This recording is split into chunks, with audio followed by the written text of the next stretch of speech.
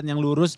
Kita kali ini akan ngomongin satu pelatih baru timnas kita yang baru saja kemarin diperkenalkan pada hari Minggu kemarin. Dan kali ini yang hadir adalah saudara jauhnya beliau. Betul. Patrick. Bukan Van der Kluivert. Lucas. Van der Ya. Lucas. Selamat Biasanya sore. Lukas nama pertama ya. Oh, iya, iya. Iya. Jarang Lukas sama terakhir kan. Oh iya Oh. benar, untuk di Indonesia suka gitu. Iya, Patrick Van der Lucas alias Lucas Aditya dari Detik Sport hadir. Tetap di belakang. Ya. Mas Lukas kemarin hari Minggu. 11 Januari bertemu. Kemarin. 11 dong. Kemarin kan datangnya kemarin kan tanggal 11 11. hari 11 Sabtu. Januari datangnya. Iya datangnya. Jadi 11 Januari Iya sih bener bertemu secara Iya, langsung. Iya bisa. Kenapa bisa. nggak diyain aja sih biar cepet. 11 Januari bertemu. Iya. 12-nya udah dikenalin Iya. sesuai sama janji ya Mas. Mm-mm. Walaupun di spill-nya udah jauh-jauh hari ya. Iya 3 hari Iya. sebelumnya 3 kan. hari Itu sebelumnya. kayaknya adminnya tuh nge-schedule postnya tuh Salah. salah. Tanggal 12 ya. Mm-mm. Loh, aku kira jam 12 jadi udah kepos iya. gitu. Jadi di-accept lagi sama yang punya akun. Tapi ya Bener. gara-gara ini juga sih kemarin banyak di media Eropa kan udah ke-spill duluan. ya. Betul, dari Fabrizio Romano ya. Bahkan Fabrizio Tapi dari Romano redaksi waktu tanggal itu juga cukup kaget ketika kok sekarang jadinya diumumin atau memang udah Enggak sih, memang biasanya terendus ya? iya udah pasti nggak tanggal 11-nya sih. Ah. Ya datangnya ya pasti tanggal 11 karena udah janjian kan. Oke. Iya. Ini buat gua pribadi sendiri sebagai juga penggemar sepak bola dan juga fans dari timnas Belanda. Iya.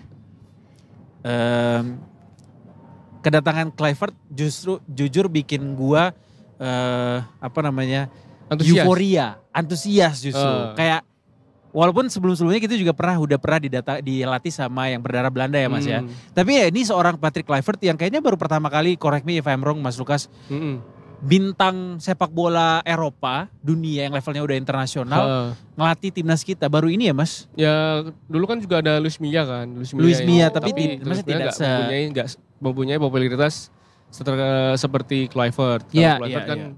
memang bintang timnas Belanda di Piala Bener. Dunia 98. Betul. Juara Liga Champions sama Barcelona ya kalau memang disebut nama besar ya memang nama besar. Termasuk Cuma, nama besar ya. Ya. Cuma ya itu tadi dia harus membuktikan diri karena CV-nya sebagai pelatih kan masih kurang. Nah itu justru yang jadi pertanyaan adalah untuk awam seperti aku ya. Hmm. PKC, Patrick Kluivert ini tuh. Pikir mah kayak film Iya jadinya. benar juga. Iya lagi India ya. Iya. Pukis kue pukis. PK agak Ini- serem juga sih ngomongnya PK. Iya. Beda Kluivert aja. Kluivert ini tuh punya apa sampai akhirnya dia masuk kan sebelumnya sempat dikabarkan bahwa dia itu adalah satu dari 3 yang Dicari, diincar. lah ya gitu atau diincar untuk menjadi pelatih baru sampai akhirnya sekarang nama dia yang muncul dan resmi menjadi pelatih timnas. Ya gitu. karena Kluivert ini mempunyai nama besar itu. Kenapa dia dipilih agar bisa kemarin kan katanya ada masalah di ruang ganti. Nah untuk mengendalikan ruang ganti itu memang butuh satu sosok sentral ya. Masalah Ya. komunikasi ya maksudnya ya? Bukan masalah komunikasi, masalah reputasi itu tadi. Oke. Ya memang Sintayong adalah pelatih yang bisa mengantarkan Korea Selatan yang juga ke Piala punya Dunia. reputasi baik ya. Reputasi baik. Cuman ya sebagai pemain dia masih kalah lah kalau dibandingkan Kluivert. Tapi ya itu tadi Kluivert harus membuktikan diri untuk di level pelatih ini karena ya belum banyak dia CV-nya sebagai pelatih dan kita tunggu aja besok bagaimana permainan Indonesia di bawah Kluivert karena memang preferensinya dia kan 4-3-2-1 ya.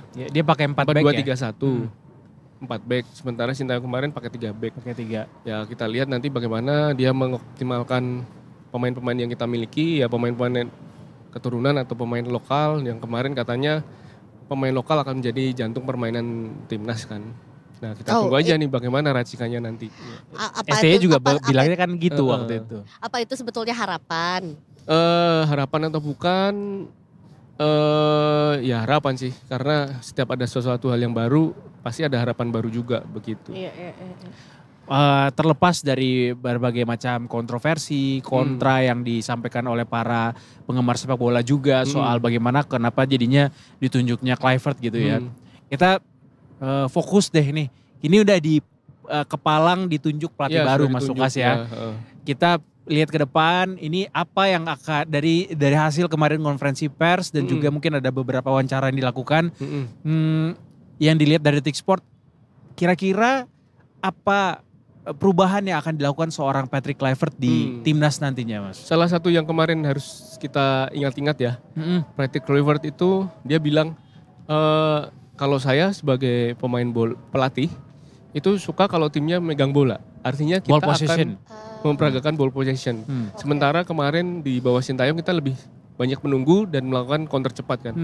Nah dengan komposisi pemain yang sama, apakah Kluivert akan bisa memperagakan gaya bermain yang dia inginkan gitu? Karena Kluivert itu berpegang teguh pada nasihatnya Johan Cruyff ya.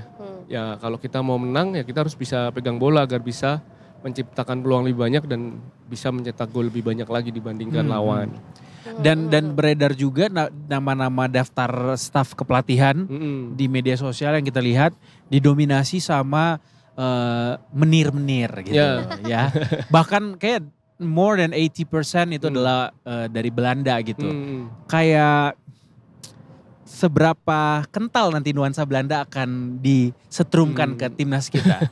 Mudah-mudahan menular ya permainan sepak bola Total football ya. Gitu, ya. Tapi kalau total football juga sekarang mana sih tim yang main total football gitu kan. Bahkan kita aja baru kembali lagi setelah kemarin Spanyol juara Piala Eropa kan. Nah, betul. Kalau kenapa dia memilih staf Belanda, yaitu karena preferensinya dia aja sih yang lebih banyak dari Belanda. Seperti Sintayong kemarin juga lebih banyak dari Korea Selatan juga kan. Ya agar tugasnya menjadi lebih ringan dan koordinasinya lebih gampang aja. Dan yang menarik adalah 2 pelatih lokal nanti yang akan dipilih oleh Kluivert. Siapa sih yang akan ditunjuk? Kalau kemarin kan Coach Nova ya yang di Sintayong. Nah sekarang ya siapa nanti dari pelatih-pelatih muda atau pelatih-pelatih berpengalaman yang ada di Indonesia, siapa yang akan dipilih, itu yang menarik. Itu daftar nama itu masih belum terkonfirmasi ya sampai saat ini ya? Jadi masih rumor itu? Iya masih rumor. Wow. Nanti seperti tadi dibilang Ketum PSSI ya Pak Erik, nanti semuanya akan dipilih langsung oleh stafnya pelatih Kluivert, jadi nama-nama yang sekarang itu belum terkonfirmasi. Oh, termasuk pelatih strikernya ada di kait? Iya. Itu masih belum terkonfirmasi sih. I see, oke. Sebenarnya we cannot say that kita di kualifikasi Piala Dunia tuh halfway, tapi maksudnya kita sudah berjalan lumayan jauh lah ya gitu untuk timnas Indonesia juga. Sebetulnya bukan kan sih ya, tapi sebetulnya apa target realistis untuk timnas ketika bertemu dengan pelatih yang baru, karena kan nggak bisa disamakan dengan kalau misalnya kita punya target dengan pelatih yang sudah melatih selama kurang lebih 5 tahun kan. Gini Eza, target Piala Dunia itu siapa sih sebenarnya yang mencetuskan pertama kali untuk lolos pertama kali sebenarnya gitu kan. Jadi target ini tuh seperti yang kemarin ya, yang Piala AFF tiba-tiba kita ada target semifinal.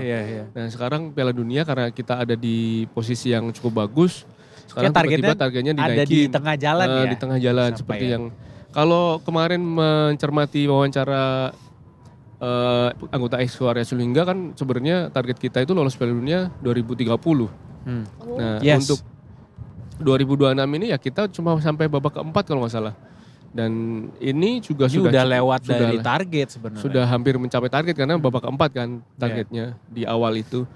Nah ini yang menjadi pertanyaan, kenapa sekarang malah jadi targetnya lolos ke Piala Dunia 2026, itu agak terlalu cepat sih. Karena dengan progres timnas yang sekarang ini, ya kita bisa bermimpi ke Piala Dunia. Tapi siapa yang nggak mau lolos Piala Dunia? Tapi kalau kita berkaca pada sepak bola dalam negeri ya masih belum pantas lah sepertinya. Iya. Somehow kita nggak bisa semata-mata menilai kemampuan dari timnasnya doang ya Mas ya. Kayak the whole system dari kompetisi sepak bola nasionalnya sendiri, industri sepak bolanya sendiri udah layak nggak nih buat tampil di kancah dunia gitu Mas ya. Karena dimanapun juga sebenarnya timnas itu kan muara dari pembinaan yang ada di Indonesia. Kalau liganya masih kacau, masih nunggak gaji, masih rusuh di Liga 2, pembinaan Indonesia ini masih belum ada ya, percuma juga kita lolos Piala Dunia karena itu akan cuma semua aja kebahagiaannya gitu. Tapi kan kata Pak Erik, ya semua berjalan paralel kita lakukan gitu. Kayak ya kalau memang masih bisa ada harapan lolos Piala Dunia kenapa enggak gitu. That's why pertanyaan selanjutnya adalah ketika lawan Australia, Patrick Kluivert udah ngasih ini ya, ngasih estimasi target yang dia tetapkan gitu. Ya, seri lawan Seri Australia, Australia, dan Bahrain ya. sama China menang. Iya, iya. Dan Jepang nothing tulus gitu. Iya, karena memang Jepang ada di level berbeda ya, 15 di ranking FIFA, sementara kita masih 130. Itu jauh banget sih memang, dan kualitasnya tergambar pas kita bermain di BK kemarin. Di BK kemarin kita kalahnya cukup telak ya 4-0. Tapi dengan materi pemain kita saat ini, itu realistis mendapatkan berapa? 7 poin dari 3 laga itu. Ya kalau kalkulasi di atas kertas sih ya bisa-bisa aja. Karena peluangnya memang ada, dan peluangnya ya 50% lah. Seperti lawan Bahrain kemarin kan kita juga bisa tampil bagus dan kalah gara-gara kelengahan di menit-menit akhir. Atau ada support atau sokongan dari pemain baru yang akan mensupport timnas nanti di bulan Maret dengan kehadiran Kluivert? Yang jelas satu pemain ya, Ole Romeni yang biasanya main jadi striker, sepertinya sudah akan bisa bermain sih. Kalau yang lain masih menunggu proses kan. Seperti yang kemarin disebut Jairo Riedel. Siapa yang dari Aston Villa? Matt Baker ya? Iya pokoknya center back mas.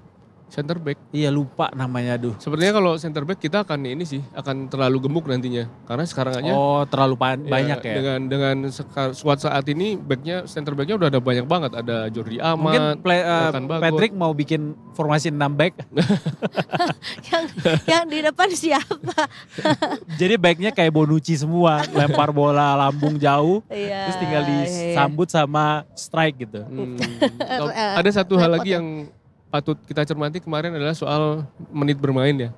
Oke. Nah, Patrick Kluivert bilang ya menit bermain itu penting. Terus dia menilai pemain fit atau enggak itu pertama akan nanya pemain, kedua akan nanya ke staf pelatih di klub, pelatih fisiknya. Nanti menit bermain pemain yang akan diturunkan gitu. Iya. Karena memang kemarin beberapa pemain timnas itu ya menit bermainnya sangat kurang kan di level klub. Iya. Jadi siapa aja tuh mas yang mungkin boleh disebutin lagi, siapa aja pemain-pemain timnas kita yang menit bermainnya kurang di klub? Ya kemarin Pratama Arhan lah paling kentara ya. Dia cuma 4 menit atau berapa menit di Suwon FC. Ya, Marceng juga ya? Marceng iya, dan baru walaupun kemarin sempat. Ya. Cuman ada pengecualian juga Dok. Iya. Kemarin dibilang adalah ya untuk pasti akan ada pengecualian, tapi pemain itu harus benar-benar spesial. Oh gitu. Ya. Siap. Terus gimana kansnya kita untuk karena kan sebenarnya kita harus kejar 4 kali 2 poin gitu. Kita harus kejar 7 poin minimal. Iya. Harus minimal bisa meraih 7 poin. Harga mati itu ya buat lolos langsung tapi mas ya. Buat mengamankan setidaknya peringkat keempat sih. Oh gitu. 7 poin pun untuk 3 dan 4 juga termasuk ya. Kalau mau lolos langsung kita harus kejar 9 poin. Karena kita lawan Australia. Kalau kita besok menang di Sydney, kita akan menggeser Australia dengan keunggulan 2 poin. Nanti setelah itu kita lawan Bahrain. Kita menang 12 poin. Nah itu petanya akan berubah sih kalau kita bisa menang di 2 pertandingan itu. Di bayangan gua nih mas, udah kayak wah Indonesia lolos Piala Dunia sih ini. Udah yang euforia ke situ ya benar. Harapan kebanyakan. Iya, cuma mungkin itu akan bisa terbuktikan nanti di pertandingan pertama lah ya mas ya, pas lawan away ke Australia. Dan patut diingat semua tim yang menjadi lawan Indonesia ini adalah tim 100 besar dunia kan. Iya sih. Oh iya benar ya. Iya sih. Itu iya sih karena udah habis semua ya yang posisinya di atas 100 lah ya. Udah di bawah 100 pasti. Kapan mas akan diumumkan staf pelatihan yang baru? Yang jelas mungkin Februari ya, karena untuk persiapan Maret 1 bulan sebelumnya itu pasti sudah diumumkan sih.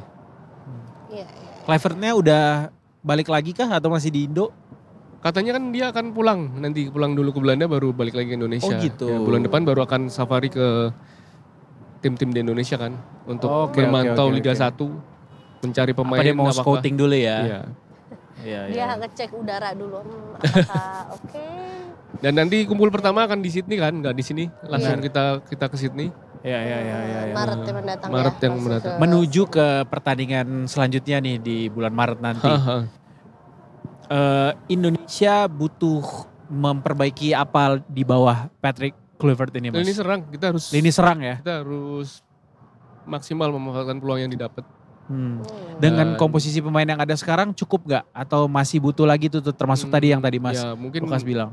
oleh Romeni itu, dan kita harus bermain lebih berani menguasai bola aja. Kemarin kan kita lebih banyak menunggu, ketika mau serangan balik kita bingung, jadi susah untuk menciptakan peluang. Nah semoga nanti dari Kluivert bisa memperbaiki itu dan kita bisa lebih menguasai Lebih bola, lebih menciptakan peluang, Kencang daya gedornya bisa ya. mencetak gol ya.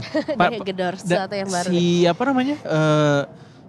Permasalahan di kita tuh sebenarnya bola yang aliran bola ke depan atau ya striker nomor 9-nya aja yang kurang. Sebenarnya gitu. kemarin itu karena gaya bermain kita sih. Gaya Kita yang bermain. Gaya bermain itu gimana maksudnya Mas? kita lebih menunggu bola di belakang, nanti ketika bola sudah berhasil direbut, kita akan mencoba untuk serangan balik cepat.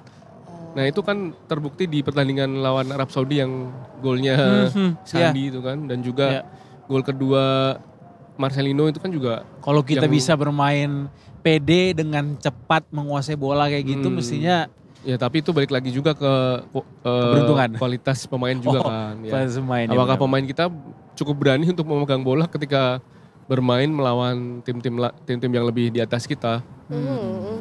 Dari lokal ada gak sih yang possible untuk mengisi posisi striker di timnas kita yang mungkin belum terpanggil? Siapa nama-nama yang mungkin masuk Di dalam Liga radar? 1 saat ini kan yang mendominasi barisan penyerangan kan penyerang asing ya. Oh, oke.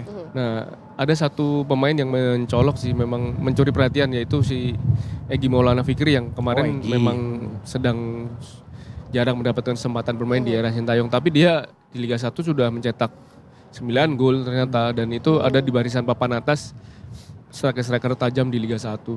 Jadi ada kemungkinan dia dipanggil ya? Iya, iya. Dan mungkin beberapa pemain yang bermain di Liga 1 juga layak untuk dipantau juga. Sejauh ini baru Egy sih di Liga 1 Baru yang Egy menonjol, ya. Tapi nggak akan terjadi tuh ya, semua full pemainnya adalah naturalisasi gitu. Mungkin sih. Oh mungkin. Bisa aja ya. Bisa ya. Karena possible gitu. Iya Karena possible kalau diisi sama mereka. karena memang Kecuali mungkin Roci Putirai dipanggil lagi ya. ya itu gimana caranya nanti pemain kita harus membuktikan diri, gimana bisa tampil lebih bagus lagi. Tapi dan belum bisa membuktikan dinilai diri sekarang ya bersaing. Mas Patrick Belum Kluivert ini benarkah langkah kita mendatangkan Iya, dia iya. atau enggak gitu. Iya harus dinilai nanti.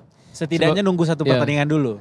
2 pertandingan lah. 2 pertandingan. Lawan Bahrain dan Australia. Lawan Dan Bahrain. kalau misalnya lawan Australia kita gagal meraih poin ya wajib di 3 pertandingan harus meraih poin kalau ingin menjaga peluang dan menjaga mimpi ke Piala Dunia kan. Gue mau bahas Kluivert ya dikit. Komen-komen netizen di media sosial akhirnya setelah beliau datang, melakukan wawancara, ngomong, gesturnya dinilai sama netizen, cara ngomongnya dinilai. Katanya orangnya soft spoken. Terus vibes-nya positif gitu. Kayak menghadapi pertanyaan-pertanyaan itu tetap tenang, Atau kalma. itu tuh udah di brief dulu.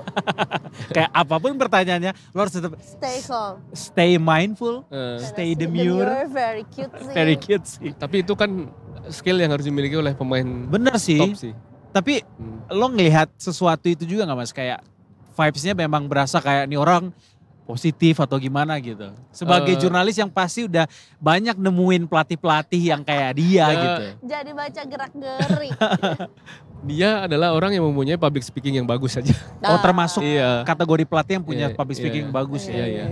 Karena gak Dan- semua pelatih bisa kayak gitu ngomongnya Dan ya. memang di beberapa kali liputan di luar negeri juga kan bertemu dengan pemain-pemain seperti Bruno Fernandes Iya. dan sebagainya. Ya memang mereka memang diajarin sih bagaimana menghadapi Ngomong ke media. media, Ya itu kan ada. Bahkan dulu waktu 2000 berapa ya 2012 kalau nggak salah itu ada wawancara dengan pemain MU di Bangkok, itu bahkan pemainnya itu didampingi oleh seorang Translator. bukan translator, Apa?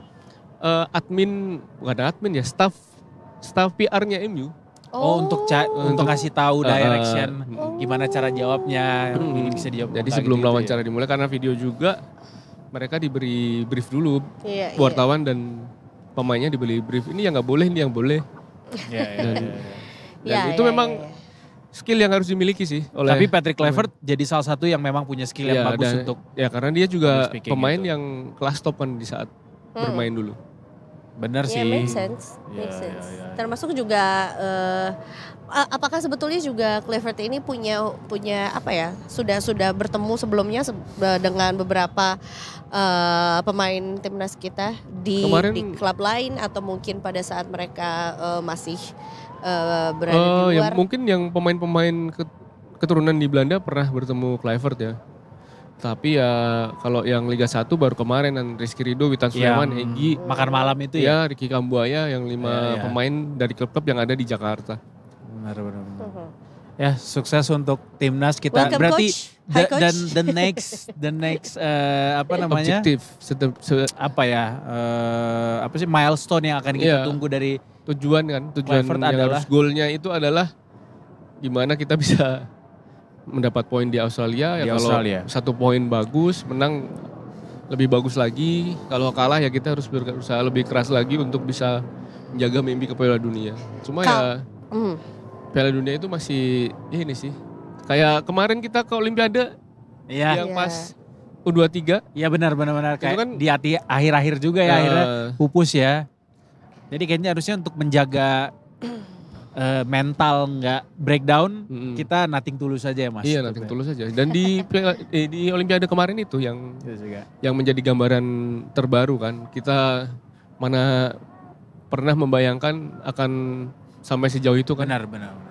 Possible tapi tetap harus realistis juga. Jangan sekadar angan-angan doang gitu. Kalau Indonesia lolos ke Piala Dunia ya seneng banget, cuman ya sepertinya masih terlalu berat. Apalagi kalau kita sampai harus ke babak 4 dan sampai ke playoff itu akan bertemu dengan tim dari konfederasi lain kan. Itu akan dengar-dengar orang Indonesia udah banyak kok yang booking homestay di sana. Padahal belum tahu grupnya di mana. Benar. Tapi kalau Piala Dunia gitu orang Indonesia juga banyak yang nonton kok. Pasti. Orang Indonesia juga banyak juga ini. Di mana-mana, dimanapun kita bertanding kan. Ya. Karena ya itu gimana pun juga pesta sepak bola seluruh dunia. Iya, seluruh dunia. Jadi kita nantikan nanti terbarunya sih mestinya yang harus bisa kita dapatkan informasi itu pengumuman staf kepelatihan ya Mas. Nanti dari Patrick Kluivert. Apakah benar itu ada nama Dirk juga di situ? Karena kan yang pelatih striker katanya kan Dirk ini kabarnya gitu. Dan salah satu yang jadi sorotan selama ini adalah strikernya kita. Iya, dan semua sekarang memang sangat liar sih di media sosial ya.